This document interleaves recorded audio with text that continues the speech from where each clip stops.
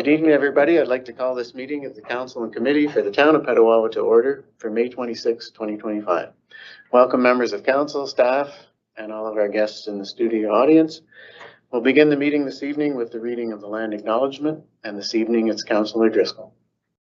Thank you, Mr. Mayor. As we gather this evening, I would like to acknowledge on behalf of the Petawawa Town Council and our community that we are meeting on the traditional territory of the Omawinini Algonquin people. We would like to thank the Omawinini people and express our respect and support for their rich history, and we are extremely grateful for their many and continued displays of friendship. We would also like all of generations of people who have taken care of this land for thousands of years, and we would wish to acknowledge our shared responsibilities in responding to the Truth and Reconciliation Commission 94 calls to action. Call to action number 55. We call upon all levels of government to provide annual reports or any current data requested by the National Council for Reconciliation so that it can report on progress towards reconciliation. Recent progress, the federal government will prepare to provide the National Council with an annual report providing information regarding the indicators identified in the Act. Thank you. Thank you, Councillor Driscoll. Are there any disclosures of pecuniary interest on any of this evening's matters? Okay, we'll jump right into our public meeting. So I'd like to call this public meeting to order. Tonight's public meeting is a zoning bylaw amendment application that has been submitted by JP2G Consultants on behalf of 2833868 Ontario Incorporated. The county approved consent application B116/24 on April 1st, 2025 on condition that the lands be rezoned to a holding zone. The approval of this zoning bylaw amendment will fulfill condition 2 of the consent approval. I'd like to request our planner Melanie to confirm notice of the public meeting. Notice has been provided as required under the Planning Act. Thank you, Melanie. Have there been any written comments received regarding the application? Enbridge Gas responded they did not object to the application but reserve the right to amend or approve development conditions. TransCanada Pipelines also asked whether concept plans were submitted with the application. Staff informed them that no concept plans have been submitted yet, but that a future plan of subdivision submission is anticipated. TransCanada Pipelines confirmed back that they have no concerns but requested a copy of the decision. No written comments from the public have been received. Thank you. And now I just ask that you briefly explain the purpose of the amendment. So the subject property fronts onto Murphy Road. However, the land subject to this zoning amendment is at the north end of the property, just south of the Portage Landing subdivision. It's part of Lot 18, Concession 7, and the lands to be rezoned are approximately 30 acres in the area. So the amendment is to rezone the land from rural exception 20 to residential 1 holding. So the effect of the amendment is basically to put these lands in a holding zone until they are developed by a plan of subdivision in the future. So holding zones are used to restrict development until certain conditions are met. And once those conditions are met, then the holding zone is removed and zoned appropriately for the development that's proposed. In this case, the proposed holding zone would be eligible for removal once a fully serviced plan of subdivision has draft approval. So by fully serviced, municipal water and municipal sewer. Until that time, only existing uses, passive recreation, open space, and forestry would be permitted on the subject lands. Okay, thank you. Is the planner or is the applicant present? And do they wish to make any comments regarding the application? The applicant's agent, JP2G Consultants, were unable to attend tonight's meeting, but any public comments and questions will be forwarded to them after the meeting.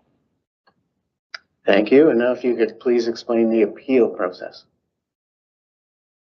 There is a 20-day appeal period for this application. However, recent changes to the Planning Act have altered appeal rights.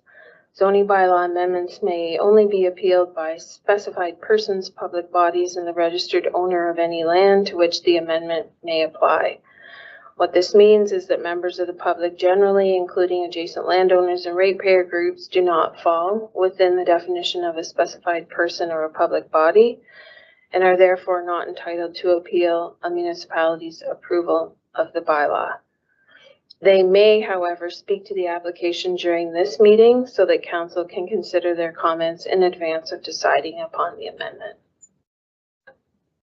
Thank you. So if there are any members of the public that wish to have comments or speak, tonight is the night. Okay, is there anybody in tonight's audience that wishes to comment or ask questions on the application? If there is, just come forward and state your name into the microphone, please. Just have to press the little talk button there. Hi, everyone. Kristen Schroeder. I live at 64 Terrace in Portage Landing. So my property butts up against this proposed subdivision. So I wanted to raise 2 points this evening. So I did file some concerns with the application, specific with the county, and it was really associated with the environmental impacts associated with this. There's wetlands there, and there is known to be a species at risk within this area. So it was just really to ensure that the proper investigation work and mitigations are taken if we do proceed with this project. My other concern was about traffic within the area. So the only way for all of these heavy vehicles would be to come right through Portage Landing. There's a lot of young families in this neighborhood. So there was concern from a lot of the residents in the neighborhood about big trucks, and the only access is through our neighborhood. So that was put forward. I understand that the application was approved. We did not appeal, but it was, just wanted to ensure that these concerns were being addressed as we move through the subdivision plan that will be put forward at a later date. But what I wanted to raise this evening, so I understand you're looking at conditions for the holding zone. One of the ones that I would like you to consider as the council is to ensure that the park that was part of the existing subdivision gets built. So Portage Landing had a phase 1 and phase 2. Phase 2, the final phase, is nearing completion. Looks like it'll be finished this year, but the park has not been developed yet. And my concern is, we're going to have all these big trucks coming into the neighborhood to cut down trees, to haul all kinds of dirt out, and we still have the kids playing on the street because there's no park in the neighborhood. So I would like the council to consider a third condition in the holding, is that the park gets developed as per the agreed plan for the subdivision. So. Okay, thank you very much for coming here this evening and presenting us with your concerns and questions. That's part of the process, so it's important to hear from the members of our public. It's good to hear that you took your concerns to the county as well, because they are the approving body, and hopefully you get the answers you wanted from them as well. Melanie, is there anything you need to comment on these questions and concerns?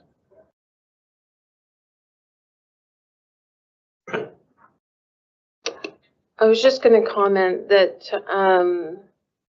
in the Portage Landing subdivision, the land has been given to the town for parkland, and it's now up to the town to develop the park. So the condition is really on ourselves to get a park developed. It's not a developer responsibility. Okay, so just for clarification, it's not a condition we can put on this subdivision application. It's just our responsibility as a community to finish that playground. Okay. Again, thank you very much for bringing your concerns forward. Are there any other members of the public here this evening that wish to comment or have questions? Okay, I'll open it up to questions and comments from members of council. Councillor Carmody. Thank you, Mayor Service. So this raises an interesting question. We should probably have that on our to-do list, the development of this park, and what is our proposed timeline for getting this developed? Thank you. That's a timely question as we're having our recreation master plan presented this evening. So it's a question that we can bring up during the presentation this evening of our recreation master plan in terms of scheduling for all of our playgrounds for the new subdivisions, I guess. Other questions or concerns from members of council? Deputy Mayor Sadler. Thank you, Mr. Mayor. Through you to Melanie. Melanie, just with respect to this process and a potential plan of subdivision, what's sort of the timeline before we would actually potentially see development to address this gentleman's concerns about the traffic and the concerns with kids and safety and that kind of thing? So I would say we have a couple summers. We haven't seen the plan of subdivision application yet. So there's a review period, there's draft approval. So there's kind of a lot of things to be done before we'd actually see shovels in the ground. I just have one question. Now there is a playground in the neighborhood closer to the center of the town, in the next neighborhood over. Is there any egress area or access from the Portage Landing to get into that subdivision without having to leave and go out on the Portage Road? Somebody from Civic Facilities might know better, but my understanding is just informal trails through the bush, not a designated walkway. Mm-hmm. And I guess that's something we can look at in the future planning of this subdivision, is maybe have some way of designing it that there's a trail that gets you to the other playground for the future. One thing to think about for this next phase of subdivision is a central park that, you know, the park can service the current playground plus the expansion. CAO, did you have something? No?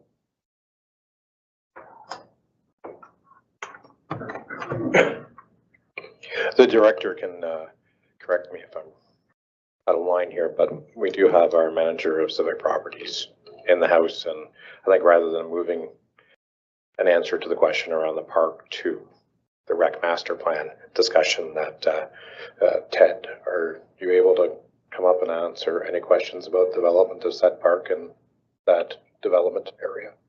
I think we cover it with our master plan. So, but there's nothing currently on the books to develop it this year. Okay. So there's the answer to your question, but we will be working on it. And it sounds like we have 2 years before any kind of work is going to be undertaken in the new development. Unless things move extra fast. Mm-hmm. Yeah. Yeah, just caveat on that though. There was an intention to build a park in that neighborhood, and we will look at how it gets built, despite what's going on behind, right? Yeah. So. Okay, any further questions from members of council? All right, thank you, everyone. I'll now declare this public meeting closed. Thanks, Melanie. Okay, next up we have the Fire and Emergency Services Monthly Activity Report for April. Acting Chief Prue. Good evening. The recommendation that council accepts the activity report for April's information. As for the fire chief's comments, I attended a number of the Environmental Canada weather briefings in April, as well as a watershed briefing for emergency management. Attended a senior management meeting on the 4th and had some meetings with my senior staff, training and equipment maintenance, as well as a labor management meeting on the 15th of April. We had a meeting with the burn permit software, computer software, corresponds with our who's responding. And the acting deputy chief attended a online meeting with the district for the watershed conditions. Also, the acting deputy chief and myself, we attended the Ontario Association of Fire Chiefs annual conference and trade show in Mississauga. For instance, we had 14. We had 4 hydro lines that were down, one on Alexander Street on April 3rd. On the 20th of April, we had one down. We weren't sure of how that would cause that. Pine Grove Crescent, a tree fell on the line, April 30th. And for mutual aid, we responded to a structure fire in the Laurentian Valley on the 4th. We had a fire alarm on Wolf Avenue, was due to cooking. Motor vehicle accidents, we had 4. one on 17 in Doran on April 8th, Barron Canyon Road, which was a single motorcycle, on April 9th, Black Bay Road in Doran, which is on the 23rd as well, Zachary Road in Doran for a single vehicle MVC motorcycle. Structure fire, we attended a structure fire on April 11th at McGregor's Bay Trail, a residential fire. We had a smell of burning plastic on Peter Street on April 20th, and we had smell of gas on the 29th, 30th, and April 2 and the 30th on Alice Street, Blair Avenue, and First Avenue. For training, the crew completed forestry firefighting training, where they worked with portable pumps, learned sharpened their skills on initial attack, and then we started a new training evolution with our crews. It's the Wildland Urban Interface Tactics for structural fire defense. This particular training teaches the crews on how to get ahead of a fire if it overtakes the crews and go into a defensive mode on trying to save structures. Canada's seeing a large number of wildland fires that we can't face directly, that we have to pull back kilometers and try to save as many structures as we can. And it's a very difficult process because you do have embers and heat brands that will trail for kilometers and just land on a house in the middle of a subdivision. So we're working on how to protect critical infrastructure like our water treatment plants. We're working with other agencies to help us with that. So we're trying to get ahead of the game and increase our wildland fire protection within our community. We had specialized training of the new recruits on the 7th. Maintenance, we had minor maintenance with the vehicles and buildings, and we got half the department tested for the SCBAs. Fire prevention inspections, we had 15. For public relations, we had a group of children and adults attend the Station 1 of the local beavers and went through some of the trucks and some education for fire prevention. On the 25th, 26th, and 27th, our senior staff attended the Petawawa Showcase event. Administration for fire prevention for legal correspondence, 3 of them. Residential smoke and CO detectors, we had 18 residents that were inspected in April. That brings us up to 48. And for the recreational fire permits, we had 11 new permits. That brings us to 934.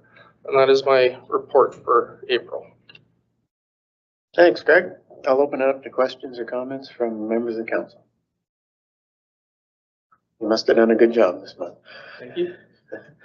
Okay, I need a motion to accept the report. Moved by Councillor Root, seconded by Councillor Donovan, that the Fire and Emergency Services monthly report be accepted as information. I'll call for the vote. All in favor? It's carried. Thanks a lot, Greg. Next, we have the Recreation, Culture, and Tourism monthly activity report for April. Colin, you're up.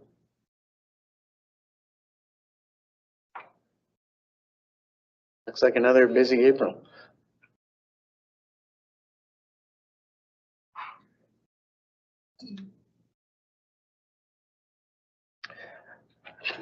Good evening, Mayor and Council. Here again for the recommendation that Council accepts the monthly report for April as information. I'll cover just a mix of some of the activities we went through. As you said, we did have a busy month as per usual. On April 2nd, we had another seniors advisory meeting, which has gone really well, and the group is very passionate and is really looking forward to some new projects that we put on the table. And we will have something in the next few months to bring forward to Council from that group. I had a chance to meet with staff from the Pembroke Hospital regarding some collaborations that we're going to move forward with that'll align with the Petawawa Food Pantry and some other projects. So we're in the sort of development phase of bringing all those forward. Myself and Shalin had a chance to meet with the Renfrew County District School Board on a second step for the reciprocal agreement with the school board. We're just waiting to hear back some of their information that they'd like added to that document. We should have a finalized document to bring forward in the next month or so. Shannon had a chance to meet and have some funding approved from the Renfrew County Community Services Department. What this has allowed us to have is a specialized developmental service worker that will be part of summer camp. So this is a great opportunity moving forward to work with children that have special needs and allowing them to participate in camp. So this is a great step forward for our community. On April 16th, we put forward the collaboration media release for Water and Dirt, announcing that CNL has stepped forward as our title sponsor for the festival and had 5 municipalities present to put forward this media release. On April 30th, we received funding from Experience Ontario for part of the Ramble. Those 2 events will be Folks and Spoons, which is a new event for this year that'll put together folk music and various harvest desserts. So music and food always goes well, and so we're going to try something new. And it'll also help to fund some of the components that are found in Farm to Trail. We anticipate on doubling the size of that event again, so that funding will be well received to help that happen. On April 25th, Noelle, our booking clerk, had completed her coverage for the maternity leave contract. We are in the midst of hiring a new person for that role, and that should be released shortly. Another grant that we received through Canadian Parks and Recreation Association, which is the Green Jobs Initiative, that will help to fund our community ambassadors, so having them do green projects throughout the community, green programming, and other stuff that you'll find not at the container market, but some of our community parks and other locations throughout town. And that'll start the beginning of June. As you can see from the long list of programs, we have slowed down a bit in the programming side. Not so much that we don't have stuff to offer, but we are ramping up for summer programs. We're in between programs, and we're ramping up for camp as well. So there's lots of planning happening at the moment. As far as tourism, I was able to participate in a workshop held by Tourism Industry Association of Ontario. This was a great timing for us. It was held in Toronto, and it was regarding the MAT tax. So there's a lot of information going on around there. We're right in par with everyone. So it's really reassuring to know that we're taking the right direction, as well as information that's coming across the board with new tourism focus, as well as impacts that we may see regarding tariffs. So we're waiting to hear sort of the second phase of that as well. I was able to participate in a collaboration with Laurentian Valley. We had a booth at the Ottawa Outdoor Adventure Show at the Nepean Sportsplex. This was the first time that we've partnered with Laurentian Valley on Water and Dirt to promote not just the festival, but bringing people to our area. It was a great collaboration, and we're actually in the midst today of planning to do that again for another outdoor show that would take place this winter. Again, the one more meeting that we had with the OVTA for their AGM and awards, really successful night. I was really proud to sit there amongst local residents and business owners, as Hell or High Water was the winner of Event of the Year. And as well for the Sustainability Champion Award, Doghouse Brewing won. So it was great. Out of the 5 awards that were given away, that Petawawa was the recipient of 2 of them. You'll continue to see some of our Seniors Active Living Centre programs continue to be quite a success as you look at programming like Eccentrics, that even though it's getting warm, we're still getting 168 participants. And if you go through that list, there is no shortage of programming available, and people are continuing to participate in it. Following up with that, high request was, and this was a partnership with the Eganville Eco Centre, the senior centre there. High demand was our casino bus trip, and we filled 18 seats out of the 47 seats that were available. So it's great to see that Petawawa is really stepping up there, not just here, but in other locations as well. And last but not least, you'll see not a decrease, but just a consistent slower time of year, as there is no ice in the arena, so our hours for rentals are down a bit in compared to months past, but that is standard for this time of year as we start to get ready for trade shows and other events. So even though the rentals are down, we're actually right on par with what we're usually doing. And I think that sort of sums up the month of April for the department. Thanks, Colin. I'll open it up for questions from members of council. Councillor Driscoll. Hey, Mr. Mayor, just a question on the Hell or High Water. I wasn't able to attend this year. I was out of town. What was our participation like? And like crowd size, with how many people attended in total, do you think? The event was busy this year. I was there to help set up and just getting the initial event going as far as making sure that everything was there. It was great to see the number of participants. So it's not as big as it was in its heyday when they had rafting, but driving up to Starbucks, driving past the hotels and seeing cars with these little white water boats on top of them, that was a great indicator that the town was filling up with that. So there was, I'd say, a lot more spectators this year, which was great to see that the community was coming out to support it, but having people spend their tourism dollars here, that was a great opportunity for the town. So I'd say the event is going well, and I know they're planning to keep this going. Perfect, thanks, yeah. I think it's definitely a really cool event that we can host it right here. So hopefully that continues. Thanks. Councillor Donovan. Thank you, Mr. Mayor. I just wanted to acknowledge and say thanks for the move forward with the developmental counselor that'll be coming on with your summer camp this summer. So I appreciate the staff looking at that stuff and making it a priority from the accessibility side. So thank you. Deputy Mayor Simon.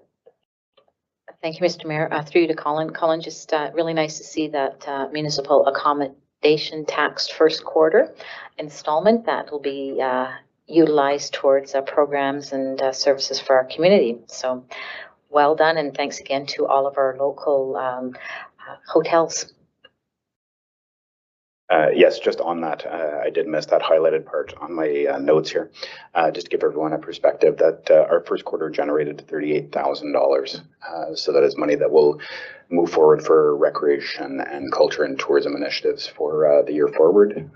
So it's really great to see this moving forward, and all the hotels had a absolutely clean process moving with our finance to get all those things put forward. And is that 38,000 ours, or is half of that going to the county, to the OVTA? So the 38,000 is a total. 50% will go to the OVTA. Once all the paperwork is completed, finance will be issuing a check for half of that amount, or 50%, to the OVTA. Okay, and just for those watching at home, that 50% that goes to the OVTA must be spent promoting the town of Petawawa or events in the town of Petawawa. So it is still being used to benefit our community. Any further questions or comments on recreation? I just want to say it's great to hear that we keep adding to the Farm to Trail event. I'm looking forward to the folks in the spoons. Is that in conjunction with Farm to Trail, or a separate day, separate time? I don't want to give everything away, but yes, it will be part of the Ramble on that weekend. It's going to be partnered with another event that's new for this year. Pints and Gourds is now going to be taken over by another group to keep that going forward as we put new initiatives. So without putting everything forward and finalizing some of the details, that'll be part of another event. And then on the Saturday and then the Sunday will be the Farm to Trail event. Okay, and it's great to hear that we're working on a new shared agreement with the Brantford County District School Board. We talked about the hiring of a tourism ambassador. Is that the individual that's going to be working in the Comfort Station? And if so, when is that opening up and that individual going to be in the building? So yes, we did hire a tourism ambassador. That person actually started this weekend. So this weekend passed, sorry.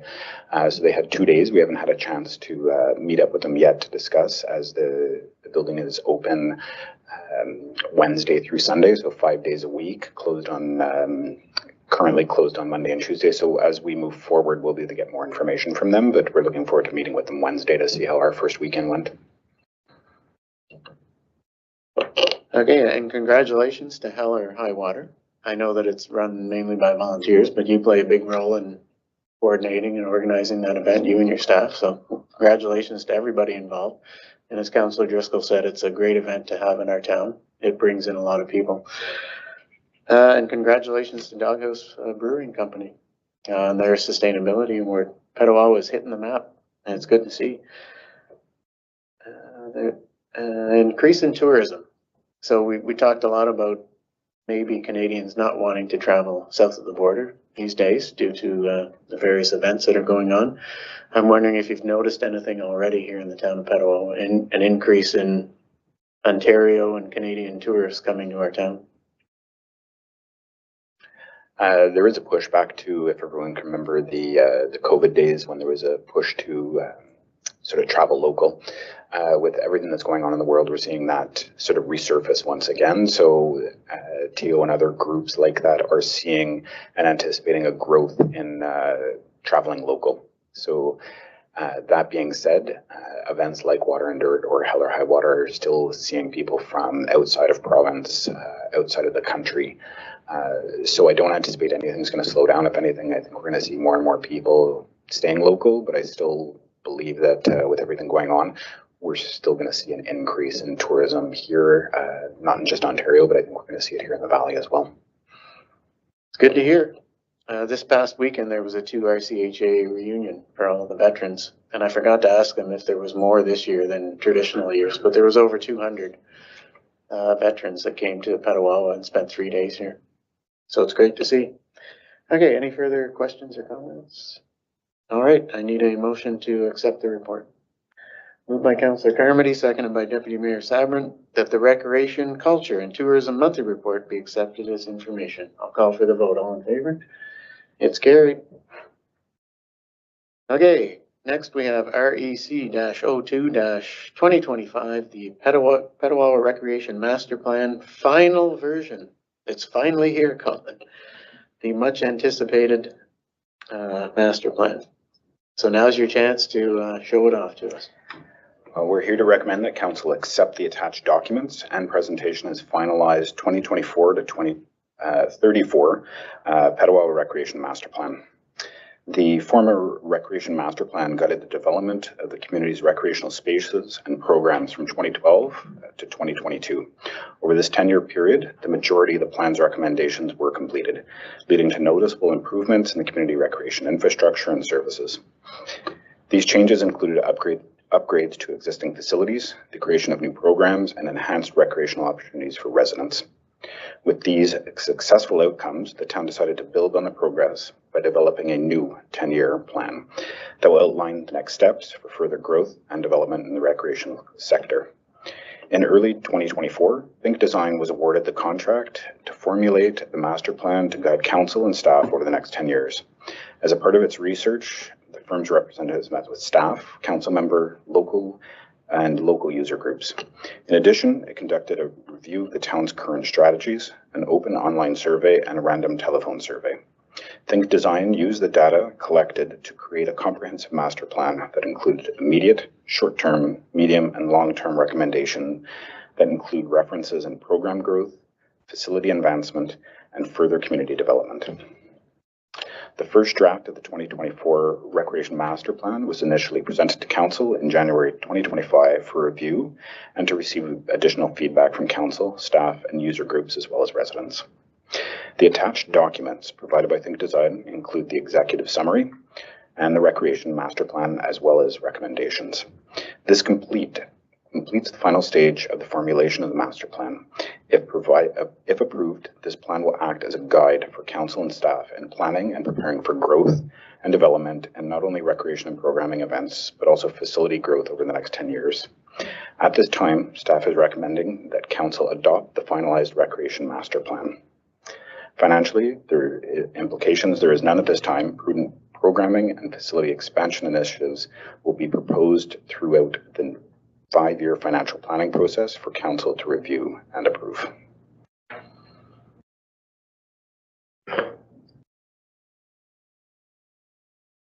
Are you going to give a low-level summary of anything or hit some highlights? Or are we just going right into questions? I think we can go right into questions. Just a reminder that the document we're looking at is to be used to create an action plan.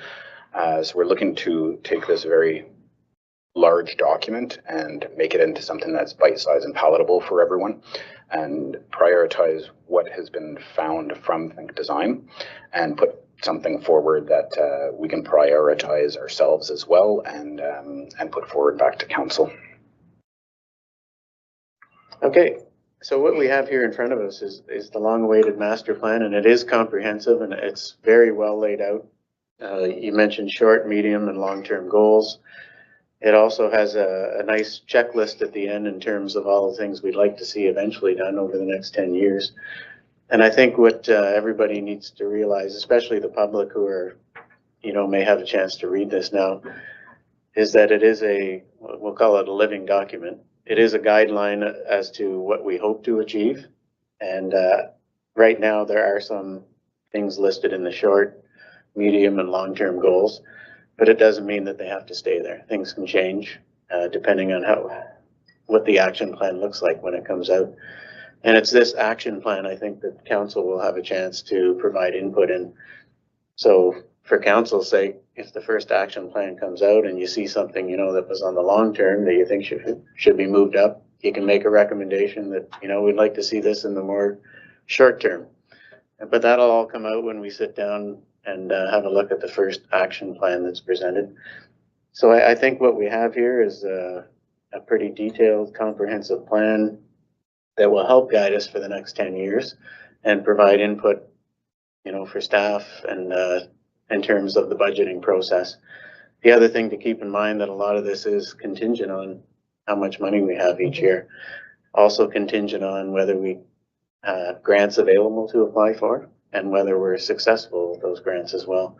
So there are a lot of factors, I guess, that come into play in terms of what we're going to do and when we're going to do it. But the bottom line is that we have a community and we have members of the public who are going to provide us input into what they would like to see, short, medium, and long term. And it all comes down to our action plan and how council feels with the action plan moving forward. Okay, having said that, I'll open it up for questions. Councillor Coutu. Thank you, Gary. I just want to thank you for all the work that went into this. And from what I see, I like that it's also including an invitation to community groups to come and be partners. Because as I was reading through this, as much as it is a roadmap and gives us our options or indicators of where to go, but it's also telling us and showing us, and something I believe in is that we can collaborate with everyone in the public who wants to see these things come to life. So help support those small groups who are trying to organize around sports and give them that platform and help them build capacity so soon. It's again volunteer run by those passionate people who know best. But I just wanted to say, for me, I really appreciated the work that went into identifying the short-term, long-term, and the priorities. I think, as Gary said, when we get into budget, that's when the rubber hits the road. But in looking at this, we've thought of almost everything. I was trying to think of something that was left out and I couldn't. So as far as us making decisions about what to do here, at least we have this really powerful tool, this really powerful summary where it's brought together through that whole process of, the open houses and the surveys, et cetera, and ours putting our 2 cents in. I'm very much in support of this plan. I really would love to see it put into action. And I really think about the staff we have in place now. And this is really the team to hit the ground running with it. There's a lot of really inspired and dedicated professionals working right now in recreation, tourism, civic management. So I'm confident in this plan and I'm confident in our ability to bring it to life. And those are my comments. Thank you so much. Councillor Roots. Thank you, Mr. Mayor, and thank you, Councillor Coutu. You touched on a few of my points, and thank you, Mr. Mayor, because what you said was very well laid out. Colin, really good job. I really like the whole process and the futuristic vision that it's presented here, and it gives us something to look at. The only thing I was looking at was maybe a little bit more collaboration, maybe with the garrison as we grow as a town. I know they're thinking of a future that looks totally different what they have now in regards to recreation and programming and culture.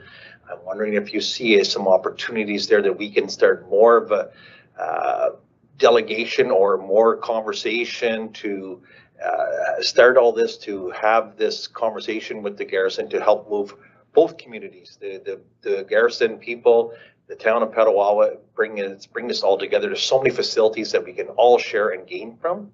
Just one of my thoughts. CAO is going to tackle this one. Yeah, sorry. No, we've had those discussions. Deputy Base Commander and I have been tossing stuff back and forth, and we're looking for those opportunities to work with PSP and the rest of the garrison on how we can better coordinate and work together, even whether it's field use or whatnot. So we'll continue to have those discussions and see what kind of fruit they bear. Thank you, CEO. Thank you, Mr. Mayor. And as we know, there is a change of command coming up on June 17th, so there will be a new base commander after 3 years under the excellent leadership of Colonel Guinea. So we're hoping that there'll be a good briefing on how the town and the garrison have been collaborating over the last 3 years, and that'll help that relationship move forward. Okay, any further questions or comments? Councillor Donovan. Thank you, Mr. Mayor. I just wanted to acknowledge not only was it really great work that's been done, but the number of stars beside all the different items under our first year, which indicates stuff that you've started rolling forward with already without the final decision in place. So that's very proactive. I don't think anything was out of line or was kind of jumping the gun in terms of what we can do, but it's good to see that the 2024 portion of this saw some action as well. Thank you. Deputy Mayor Sauber. Thank you, Mr. Mayor. I agree with a number of the points that previous councillors have made. Colin and I had a quick talk just before this meeting in regards to a couple of things that are, as Councillor Donovan said, that are already being addressed. One of the things that is not in here is the discussion of the parquet at the Silver Threads, and there's some budget allotment with that, so we'll be moving forward with that. And I'm wondering, Colin, because in my mind there was, and again I go back to the document, there was one absolute for sure recommendation, and that was with respect to our pickleball club and the growing of that and the working with that club to really maximize its capacity and whatnot. And I know you've been making some inroads there. I'm wondering if you might be able to share sort of where you're at with that right now, because I know they're a very motivated, they've got lots of ideas and whatnot. So if you don't mind, I'd appreciate that. Thank you. Yes, Ted and I actually had a chance last week before, to sit down with two of the executive from the club. So this is going to be something that we're not going to solve overnight. This is going to be a long process to get the facility where it needs to be, to get the club where it needs to be. But I think this was a great first step working with the group to basically sort of bridge that gap. So this is an opportunity starting now, even before the master plan has been formally accepted, to start working with groups like that and reach out to other groups that are sort of like-minded. So we are in that process already without the master plan being formally approved. So it's a good step forward, I believe. Certainly, thanks for that. Going back to a comment that Councillor Roots made with respect to the garrison, I know they've got a fairly active pickleball club up there, and I'm just wondering if there's sort of been linkages with them to just sort of, again, use that to inform where we're going and the direction and whatnot. Yes, so that is the same club. They are very similar members for the most part. So we have started the conversation with some of those people, meeting with their executives. So we're just going to take this a step at a time, meet with them, find out what they need, come back, try and pick off the low-hanging fruit, and then continue from there. There are many components that we're going to have to meet, some of them financial, looking at the facility itself. So it's going to be a step at a time to get this process all the way finished. Thank you. Councillor Carmody. Thank you, Mayor Service. Thanks for bringing this forward tonight, and thanks for all the work that has gone into this plan over the last year and a half. Certainly something that has come to light tonight is that the parks at Radke and Portage need to be developed, and that's, I mean, it's mentioned in the plan, but just briefly, no specific details are concrete. I like the continued development of the Kittyland area. I think that's important to us. We're already heavily invested in that area, and I think we've got a lot of really good stuff going forward there, and that's something that I very much look forward to. And to follow up on the Deputy Mayor's comments regarding pickleball, I find the report to be very light on support for the pickleball community. And I know you say it's, you know, conversations have started and it's the start of a long process, but it doesn't have to be a long process. I mean, $100,000 would get the pickleball club a top shelf facility. Like, it's a sport that doesn't require a whole lot. It's, you could help these people out quite readily. Or I should say, we could help these people out. It's not a real expensive sport to accommodate.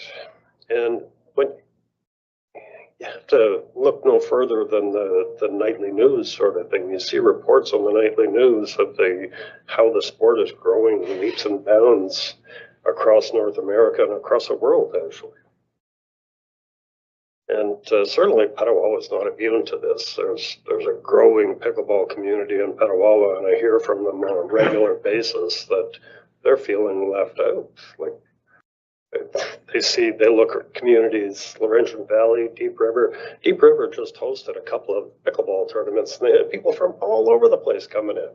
It's like a big economic driver sort of thing at the moment because of its popularity. You know, it's filling up hotels and bringing people into restaurants in Deep River anyway.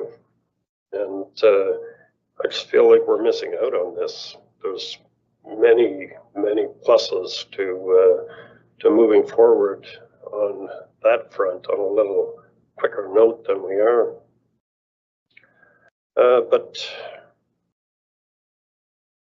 So yeah, that's where I find the report is lacking. But other than that, it identifies a lot of good material. Like, obviously, $12 million over the course of 10 years, we're not going to be able to fund that. Well, depending on how much of it winds up on the property tax, but if we were really successful at getting grants, I guess we could fund a chunk of it. But, so we're going to have to concentrate on a subset, and certainly in my mind, Kittyland is right up there among the top contenders. Thank you. Thanks, Councillor Carmody. So there's an example. We've heard pickleball a couple times. So when the first action plan comes out and we as council review it and we feel like pickleball is something we want to move up to the action plan number 1, well, then it's up to us to make that decision. Further, Councillor Driscoll. Thank you, Mr. Mayor. I'll echo what everyone else is saying. It's a very good document. There is a lot of information. There's also a lot of cost, which, as James said, I don't really know how we're going to be able to fund this amount in this time frame, especially with a lot of things that are the cost listed off of there. I will echo what they're saying about the pickleball. I have been approached by many people in the pickleball field, and they want something, and it is fastest growing sport. I was recently in Dominican Republic, and there was a pickleball tournament from out of country there at the resort. So like it is a growing thing, especially when on our thing, we have a $50,000 study to see if cricket is feasible. That money, I feel like no one has yet approached me about that. Like, the money like that should be able to be put forward into pickleball. I think pickleball, tennis, that whole area needs expansion. I like the way lots of the report is going. The one really neat with the programming of adult and kids at the same time, to be able to incorporate both of them. I like that because that is important. That's the hardest thing to get out and do something, is when you have kids at home and find daycare.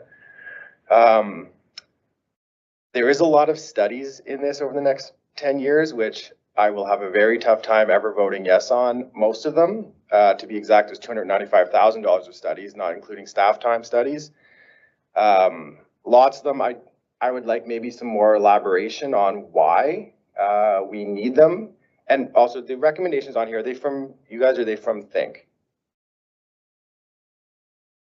So through all the process, whether it was phone, public, meeting with groups, that's where meeting with staff, meeting with the user groups, that's where all the feedback came from Think.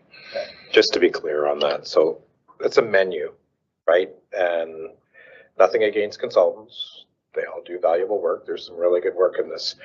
But oftentimes consultants will build stuff in to generate more work in the future. As already mentioned by the mayor, we're going to take this away. We're going to go through the recommendations that are in the report. We're going to itemize what makes prudent sense, as was stated in the report. So what's realistic for us to undertake at this point in time? We understand the financial pressures. We live with them as well, to live within the budget and the means that we have. So that will drive how a lot of the action plan comes together. What's affordable, what's not, what's the highest priority to that in regards to how we spend money. Which of course will be discussed when we get to the 5-year financial planning process again in the fall. So just, I wanted to add that on there because you all, I think, have poked at it. The pickleball, yes, we understand. We've had Ted and Colin have been sitting at the table with them. We've had many emails and many conversations, and we understand the need. We need to be able to figure out how do you pay for it. If we are to build a second facility up at the tennis courts, and if it's necessary at this point in time. We want to build the sport, but we're looking at scheduling at the courts and how that's utilized right now, and trying to accommodate both tennis and pickleball. And at the moment, it seems like it's not that bad in regards to scheduling that is going on. But there is that consideration on the courts, and we have priced that out, and we'll take a look at an expansion, and we'll bring back that as part of the action plan. So. Councillor Driscoll.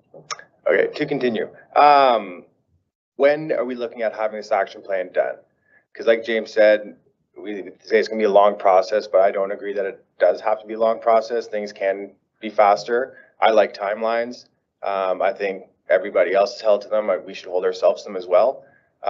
This document is taking a long time to get, and I get it's very in-depth and there is a lot on it, but I would just kind of like to know, and same with the public, of when can we actually start seeing tangible results of this, and when will we see our action plan kind of come to fruition?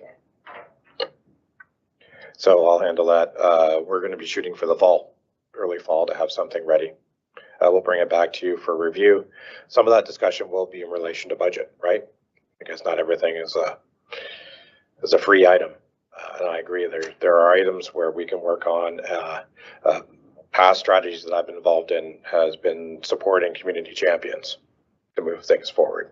You're not going to always get that, but we will itemize based on what we think is feasible on a financial basis going forward. And so the plan is to have something in the fall so we can have adequate discussion around budget. So we have a good step forward, knowing what's going to be on the docket or the menu in regards to cost. Same as the fire master plan. We'll be bringing back that action plan like we talked about of the fire master plan around that same time. In fact, maybe earlier, just sort of give that so we know these are the next steps and this is what's going to cost to take those next steps. So we can have a good discussion around it. Okay, thank you. And the other thing, I will echo what Lisa said too, about like you just said, community champions, really like that. Like our whole recreation was built on volunteers. It has been to this point. We have kind of got away from that point, and I know it is hard to find volunteers. I get that. But I think making it easier to be a volunteer, because it is hard when there is more and more hoops to jump through to go and donate your time to run things.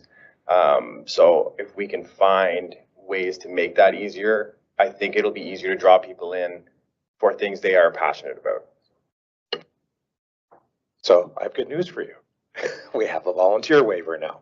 So we now have an adequate way of bringing people on as volunteers to help with city assets or town assets and programs.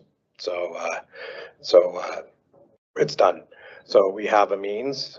We're just looking at policy around that, and we'll get that done as soon as we can. So, but we now have a waiver that's been vetted, and we're starting to use. Further questions or comments? Councillor Coutu.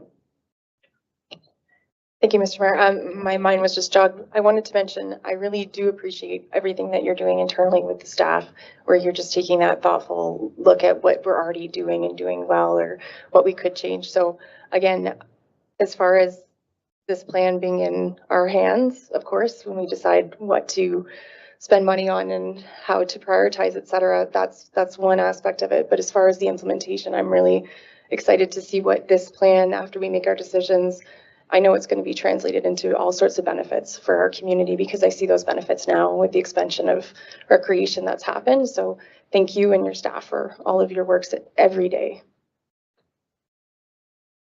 Further questions or comments? Okay, I know it's been said quite a bit already this evening, but thanks again to you, your staff, everybody that was involved in putting this together. Thanks to all the members of our community who, you know, had their input online or in person or at our public meeting that we had at the Civic Center. It's important that the community has their voice heard in terms of what they would like to see here in our town. So I think that's great as well. Just a couple of questions about things that are missing in the recreation plan.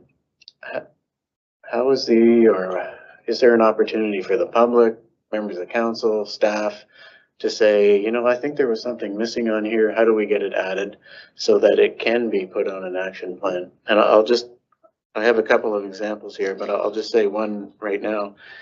If we're going to be adding all of these facilities and programs and all of these other things, the one thing that I didn't really see a lot of detail on was staffing, because in specifics, I guess, in terms of how many people we would need to hire extra over the course of the 10-year master plan. So that is addressed in the programs. As programs expand and new facilities developed, add programming instructors as needed. So that is something that's going to address with the staff load we have now. We would have to look at not full-time, but probably part-time staff is what I'm going to purely assume. The other thing I just wanted to reiterate is, as you had said before, this is a living document. So I think we can have some give and take. If anyone remembers the 2012 master plan that we had, the recommendation in there was to build a skate park. We made the decision based on what our community needs were to build a bike park instead. So I think this is a 10-year plan. A lot can change in 2, 3, 5 years. I think we can have an opportunity to massage the document as we go as well. And I'll just throw out these other ones as well. So there was a lot of talk about trail systems and how we're going to integrate all of our new subdivisions, you know, to get people moving throughout the town without being on the roads, getting them to the Algonquin Trail. I don't know if there was anything in here about forming a trails committee and then sitting down as a trails committee and coming up with like a master plan for trails, which is part of recreation. CIO. Yeah, so as I think I've reported to you previously, but maybe not to all of council, staff or senior staff, especially at our development management working group, have discussed trails and the active mobility corridors in the community. And we've identified that there is a need to update the last plan that was done, I believe in 2017 or 18. But we really need to map properly throughout our community what are sanctioned trails and what are not. We've run into some issues with people cutting their own trails through areas that are now private property, which has created some conflicts with landowners and developers. And so we're going to take a good look at that last active mobility corridor plan that was done, update it, as well as do some proper mapping on what are sanctioned trails and what aren't, and where are the areas where we can connect neighborhoods and places in the community better than we are right now. So that is in the works. It's not in the recreation master plan, but staff already has it on their docket to address. We're going to do the work internally rather than going outside. Okay, thanks. And the other two were, as we heard earlier this evening, there was a gentleman in here talking about the Portage Landing subdivision and asking when the playground was going to be developed. So we may get questions in the future about the Radke Estates playground and other new subdivisions that are coming on the line. And I know it's addressed in here that it says we will take a look at our new playgrounds, but it doesn't, really have specifics that this one will be done by this year. And I know that that's not the purpose of the master plan, but that's something that I guess will come out in the action plan that, okay, we're going to tackle this playground. And the other one was parks. A lot of the parks were mentioned, but there were some, like the Wilson Avenue Park was mentioned quite a bit in here as a setting off point for the kayaks and things like that. But there's also the park at the end of Rance Road where it hits the Petawawa River that there were some discussions in before. And maybe there's some other ones that I'm not tracking right now, but a park like that didn't appear at all. So it's things like that that I just wanted to know. How does the public, staff, members of council, how do they present, to us and say, is there any way we can get this park or this trail onto the master plan and then into an action plan? Plans, more plans. And this is the danger, right? Because too many plans sit on the shelf, which I hate, just as much as the public does. So yes, we're always open to communication from the public. We're not closed. This is a democracy. So if people have ideas, they're more than welcome to reach out to us and ask questions or provide suggestions. One of the areas that we do have a gap, though, is around park policy, because we're having all these new neighborhoods built, and oftentimes with new subdivisions, we take parkland for the development of a park without taking into consideration how much that's going to cost us, not only to build the park, but maintain it going forward. So we have discussed internally the need for some sort of policy on when we take park and when we take cash in lieu. That will help build or maintain parks elsewhere, or other community amenities related to parks. So this is something that we're going to have an internal discussion about, and we'll bring some stuff forward to council when that policy is developed. But it's one of the struggles we have right now. We'd hoped it would come out of this document. I think planning was really hoping, because planning's sitting there going, because we have a plethora of land. We're just doing land inventory right now. We're finalizing it. We have a lot of land that we own that's never been developed into park that we took when housing development was done. So now we're sitting here going, are we ever going to develop it? And I'm not talking about Portage Landing. If there was a commitment there to put in a parkette, we will find a way to do the parkette, because we understand that's a thriving new neighborhood and it's going to get added to. But there are properties that throughout the community that we own as a town that were never developed, were taken as park, and probably will never be developed unless we think there's a real advantage to having that there. So that we have to go through that process, and we're going through that with a land development of a land strategy, but also a parks policy on how we deal with taking park land going forward. Because we do have to take it into consideration, what's the financial outcome of taking that parkland and developing it. Okay, thanks for that answer. Councillor Carmody. Thank you, Mayor Service. Kind of along those lines, development fees have a certain portion of it that goes towards Parks and Rec, but there's nothing specifically allocated to park development. It's just kind of overall. Is that true? I'd have to check with finance on that one, but because again, as you saw in the news, the province, and we have a report coming to you about it as we get more details, but the province is changing the rules around development charges again and how they get utilized. So even we're kind of in the dark on how development charges are what they're gonna pay for going forward, and how they're gonna be used, or whether or not they're gonna be as high as they were. Because the indication from the province is they'd like to reduce them just for housing development, right? Now that works in an urban center, but does that work in a rural center? And a lot of the changes that have been proposed have more of an impact in an urban center than it does rural. In fact, it sort of cuts us off at the knees financially in some of those changes on what we can do and the community amenities that they're supposed to pay for, right? To deal with that expansion. So yeah, I'll take a look and see what development charges, or how much of the development charges we can use towards park development or park maintenance, and get an answer back to you. But yeah, it's one of those areas, as I mentioned, that we struggle with, because every time it's, you build a new neighborhood, parkland is taken, where's the money coming from to not only build the park, but to maintain it for the next 25 years? And what staff time do you allocate to that as well? Because then all of a sudden we're looking, well, we need a couple more facility operators to go out and maintain that park, right? Or all the parks within the system. So it's something as an operation we have to review and make sure that we're on good footing when we build it, because you don't want to build it and then it just sits there and falls apart, and gets mossy or algae or whatever, right? So sort of along the line of thinking there, are we better off building another larger central park close to all these new neighborhoods rather than putting 3 tiny playgrounds in 3 separate subdivisions, but build a more central facility that can accommodate all the neighborhoods? Then you've only got 1 park to maintain, and it's big enough to accommodate all of the kids from all of those neighborhoods. Councillor Driscoll.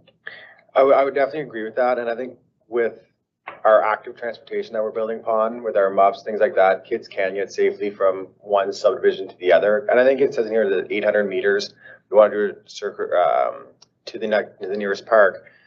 But just so everyone who may watch this, or anyone's clear, what is the cost of building a park on average? Because I agree with you, Scott, like, if we don't take that totally into consideration, they are extremely expensive. So if we're putting one in every single neighborhood, the cost is pretty extreme. And I don't know if people understand how expensive it is to put a park in. Just to give you an idea, from one of my previous employment, working on the school board, we were putting in playgrounds at a school, so not huge, looking at 70,000, 80,000 per structure. And then your maintenance on top of that. Through the Canadian Playground Association, you're looking at weekly, monthly, annual inspections of it to keep up. So that's what I've got in plan now. So, and then your upkeep of your surface. What if you go with a wood fiber, rubber for accessibility? Yeah, I think it's expensive, and to have little individual ones. So we may be best off to look at one big one to keep down the maintenance. Perfect.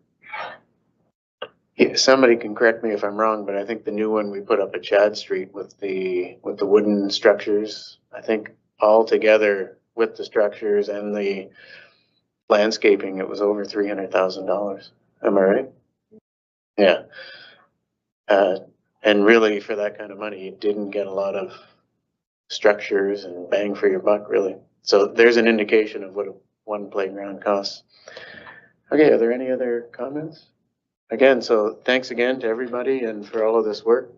And it's an exciting document and one that's going to guide us for the next 10 years in terms of recreation for the town of Petawawa. So we're looking forward to the first action plan coming out and getting some shovels in the ground and getting some new recreational facilities and programming for our community. I'm good. Motion? Yeah. Okay. I was just summing up. Sounded like you were dismissing it, sorry. Okay, apparently I need a motion to accept the Recreation Master Plan. Moved by Councillor Roots, seconded by Councillor Coutu. The council accepts the attached documents and presentation as the finalized 2024 to 2034 Petawawa Recreation Master Plan. I'll call for the vote. All in favor?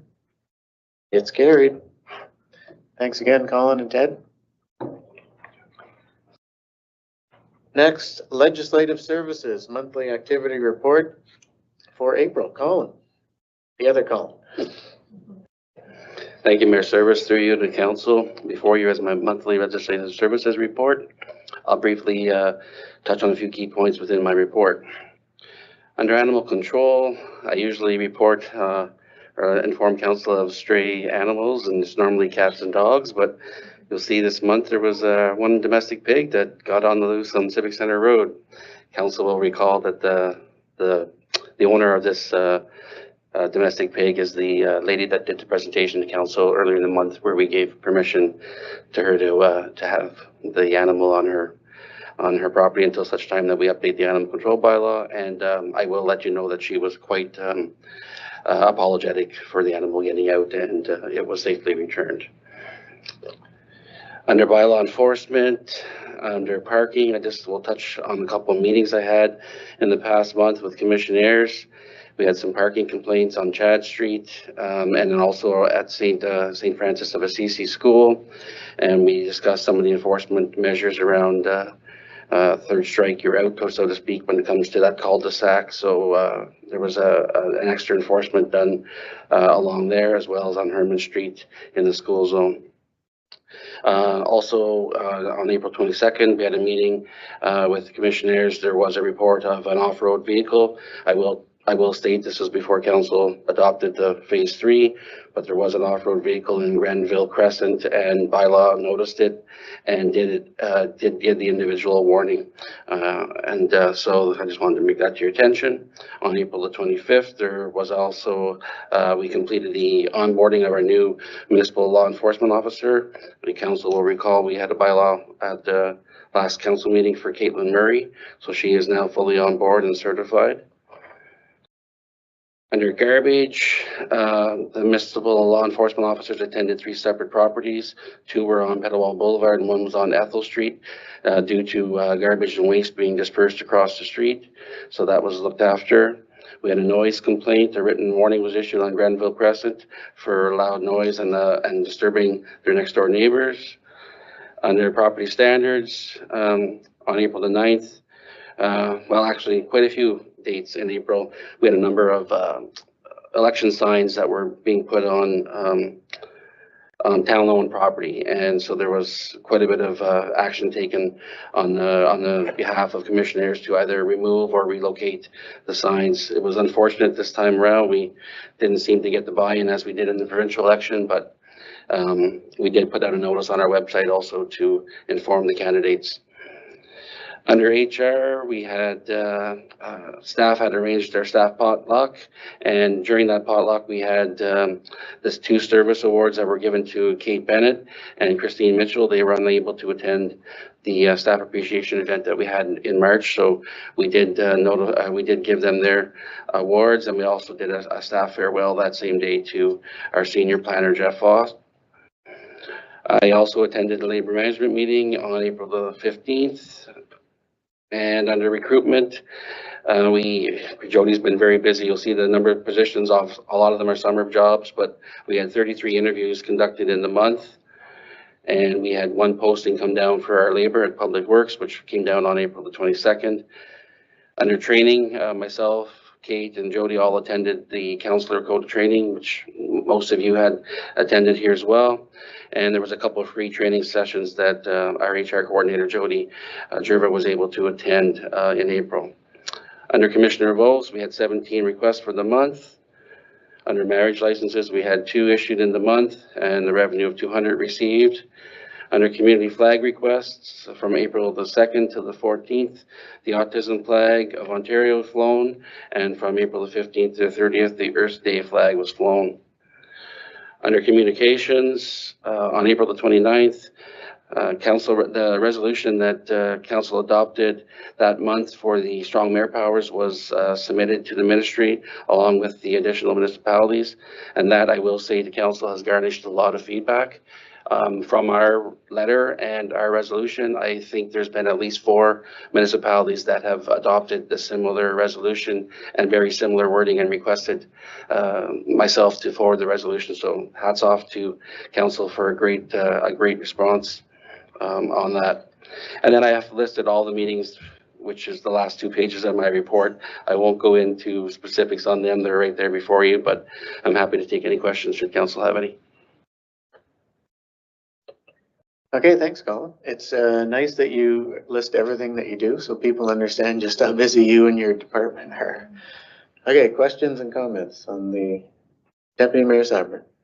Just a comment with your editing of job descriptions and performance evaluation templates. Well done. Nice to see that moving forward. Really, really critical to the overall health and well-being of the workforce. So thanks for that. Further questions or comments? Just a question on all of the postings and the interviews that we've been doing. Is it easy or difficult to find new staff for all of these positions? How is it going? Actually, for the most part, I will say we have gotten an excellent turnout for almost every position, especially on the summer jobs. We had a large turnaround. I can't exact numbers for each job. I don't know, but we never had a shortage for sure of applicants. Good to hear. Okay, if there are no further questions, I need a motion to accept the report. Moved by Councillor Carmody, seconded by Councillor Coutu, that the Legislative Services Monthly Report be accepted as information. I'll call for the vote. All in favor? It's carried. Next, we have LEG-05-2025, the appointment of signing officers. Colin. Thank you once again, Mayor Service, through you to council. Before you is my LEG 05-2025 report, which is for the appointment of signing officers for the corporation of the town of Petawawa. This report is merely a formality to simply, by way of resolution supported by the TD Bank, our financial institution, to grant signing authority to the 4 signing officers listed in my resolution. This report and resolution is a result of the recent staff changes with the appointment of Paula Turcotte as our acting treasurer. So the resolution is before you. The council appoints Mayor Gary Service, Deputy Mayor Teresa Sabrin, CAO Scott Randolph, and Acting Treasurer Paula Turcotte as the signing officers for the corporation of the town of Petawawa. I'd be happy to take any questions if council has any. Any questions on the report? Okay, if there are no questions, then I need a motion. Moved by Councillor Donovan, seconded by Councillor Driscoll, that council appoints Gary Service Mayor, Teresa Sabrin Deputy Mayor, Scott Randolph, CAO, and Paula Turcotte, Acting Treasurer, as signing officers for the corporation of the town of Petawawa. I'll call for the vote. All in favor? It's carried. No general matters, no closed meeting. I need a motion to adjourn. Moved by Councillor Driscoll, seconded by Councillor Carmody, that the meeting be adjourned at the call of the mayor. I'll call for the vote. All in favor? It's carried.